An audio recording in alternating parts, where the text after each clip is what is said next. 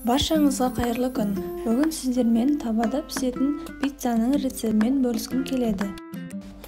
Бұл пиццаның құрамында нан, жұмыртқа, қызанақ, шұжық және де ірімшік болады. Нанды видеода көрсеткендей 4 бұрышты етіп тураймыз. Бұл пиццаға бір күннен қалып кеткен қатты нандар да жарай береді.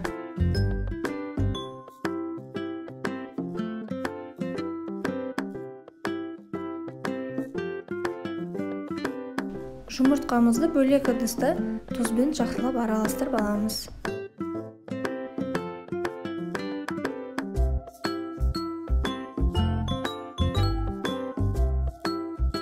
Нанымызды жұмыртқаға саламыз.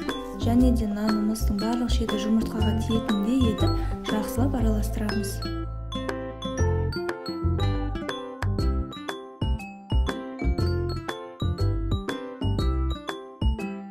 Қызып тұрған табаға нан мен жұмыртқамызды саламыз және оны пиццаның формасындай дөңгелек етіп жайып шығамыз.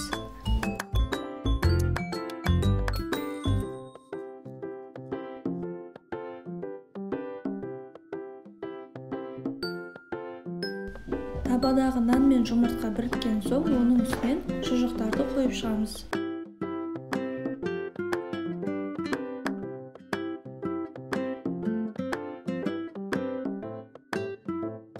Шамамен 1 минуттан кейін үстінен қызанақтарды қойып шығамыз.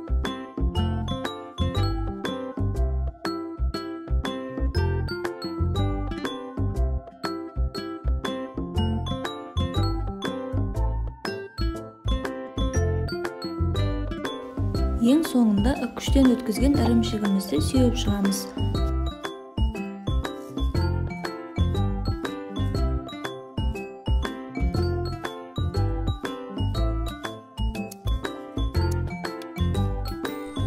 Қақпағын жауып, ірімшіктің ерігенін күтеміз.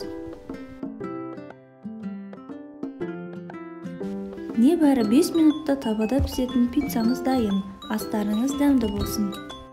Каналға тіркеліп, лайк басуды ұмытпаңыздар. Сіздермен бірге болған Арайлым.